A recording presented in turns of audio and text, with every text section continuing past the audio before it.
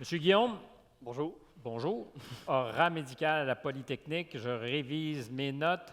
Une technologie qui vise à aider les patients qui ont de la difficulté à marcher, particulièrement, je pense, les enfants. De quoi s'agit-il? De gens qui ont des problèmes moteurs depuis toujours, qui ont eu des maladies qui rendent la marche difficile? Oui, il y a beaucoup d'enfants qui ont des troubles moteurs au Québec et ailleurs. Notre principale catégorie de patients, c'est des patients qui ont de la paralysie cérébrale. C'est donc une maladie qui est depuis la naissance, qui Mhm. traîne un peu avec eux. Puis nous, on essaye de les soulever pour qu'ils ne soient plus là-dedans. Et soulever le bon mot, parce que c'est de ça Exact. qu'on parle, hein? Et c'est une grosse quincaillerie, soulever quelqu'un.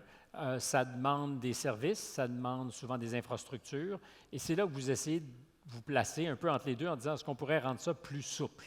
Exactement. Au Québec, vous savez, le système de santé est souvent Il est débordé. parfait. Rien à dire. Mais ce qu'on voyait, nous, c'était pour ces enfants-là, ils ont besoin d'aide, ils ont besoin d'accompagnement de physiothérapeutes.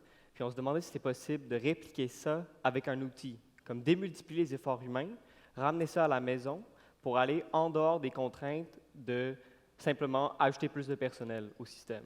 Et ça, je suis certain que c'est une proposition qui va ravir beaucoup de monde. Comment ça fonctionne concrètement? Parce que quand on est en réadaptation, quand on apprend, en fait, à se déplacer, ça implique souvent beaucoup de gens autour de nous et littéralement aussi des outils Oui, pour soutenir, c'est le mot que tu as employé, je pense.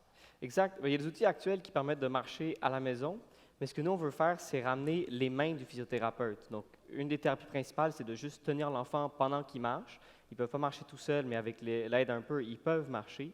Puis nous, on vient offrir ce soutien-là avec un outil qu'autrement, ils n'auraient pas, avec leurs outils habituels. Et ça ressemble à quoi cet outil qu'on peut avoir à la maison? Ça vient autour de leurs hanches, comme ça. Oui? C'est comme un harnais. Et c'est un Comme ressort un à Jolly l'arrière. Jumper. Moi, Ouais, un peu. Mais vraiment. personne ne sait c'est quoi un Jolly Jumper, j'imagine. Hein?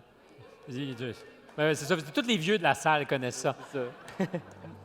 Je me souviens de ça. Moi, il me semble que j'aimais ça. Ouais. Donc, c'est le même principe. On est sanglé.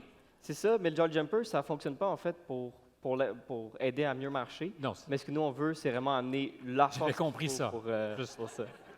C'est ça. Mais c'est le même principe. C'est-à-dire qu'on va Exact. harnacher et faire en sorte que l'enfant soit Ouais. solide.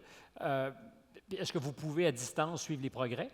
Oui, donc c'est un des autres innovations de notre produit. En fait, c'est qu'en réadaptation, il y a aussi l'aspect la physiothérapeute peut observer l'enfant, recommander le traitement, changer un peu le traitement. Ben, nous, ce qu'on veut, c'est non seulement avoir les mains du physiothérapeute, mais aussi avoir ses yeux. Donc, permettre de surveiller ces séances-là à la maison, puis de faire en sorte qu'ils peuvent aussi changer le traitement à distance. Est-ce que ça fonctionne pour l'instant ou c'est pilote? Vous êtes encore à mesurer l'efficacité du système? Je dirais que c'est encore pilote, mais on progresse bien. On a eu 20 enfants dans le système à date, dont une partenaire qu'on a vraiment vu des progrès sérieux avec l'outil, dans le fond, chez eux. Wow! Bravo! D'accord. Merci.